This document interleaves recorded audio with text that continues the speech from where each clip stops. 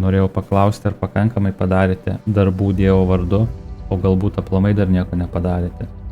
Tai mes turėsime tikintieji teismą, kuriame ne mūsų nuodėmė žiūrės, mūsų neteis, mes esame jau išgelbėti tikėjimu, bet mūsų darbai padaryti, kol mes esame čia, Dievo vardu, juos apdovanos. Kiekvieną darbą žiūrės ir kuris darbas išliks, už tai mes gausime atlygį.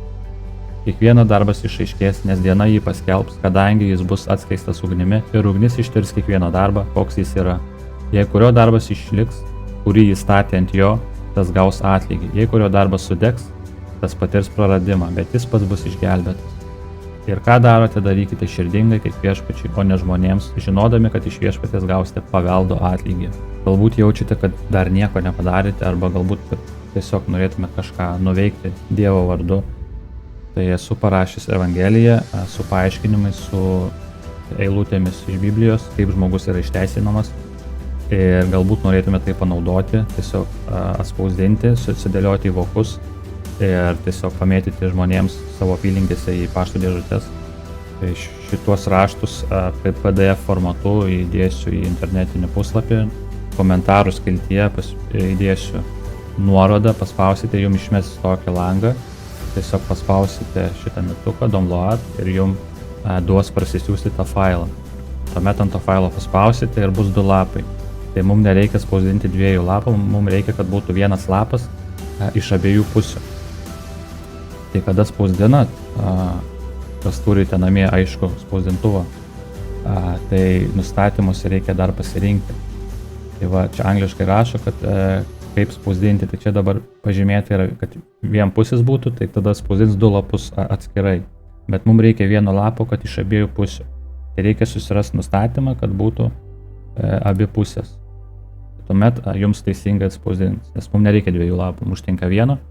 Tuomet reiktų įsigyti vokų, tiesiog juos sulankstyti ir pamėtyti žmonėms į pašto dėžutes. Taip pat jeigu kažkas turi namie spausdintuvą, bet neturi finansų dažams, vokams, lapams, tai parašysiu ir savo Facebooko profilį. Jeigu kas norėsit, parašykit man, aš pafinansuosiu dažus, lapus, vokus. Jums tik reikės tiesiog atspausdinti, lankstyti, sudėlioti vokus ir išnešioti tiesiog po savo apylinkės, pamėtyti laiškus žmonėms į pašto dėžutes. Taip kad kol dar esame čia, galime daryti darbus ir krautis turtus kitam gyvenimui, amžinam gyvenimui, nes kai būsime jau tenais, jau bus šaukštai po pietų ir nieko nebegalėsime užsitarnauti. Aš turėjau problemų lankstant, nes niekada nesu to daręs, tai galvoju, parodysiu ir jums, tai kaip reiktų lankstyti. Tai lapas turi būti 3 dalis sulankstytas, 2 dalis pirmosios vienodo pločio, o 3 dalis šiek tiek siauresnė padaryti tam, kad tilptų į tokį voką. Kaip aš lankstau, tiesiog paimu tą lapą, šitaip užvingiuoju, tada gaunasi, kad mes turim kažką tokio panašaus, tiesiog taip suvingiuotas. Tai žiūrim šitą dalį su šitą, kad būtų vienodai daugmaž. O galas, tas trečiasis, nežinau, čia nesimato, šiek tiek trumpesnis, tas tie tokio pločio, o tas šiek tiek siauresnis. Tai gaunasi va šitaip, šitie vienodai, o šitas lieka biškį aukščiau. Taip tiesiog suvingiuoji ir tiesiog užspaudė viską. Ir gaunasi, kad šitos 2 vienodos dalis, o galas gaunasi šiek tiek trumpesnis. Va, lieka tiesiog.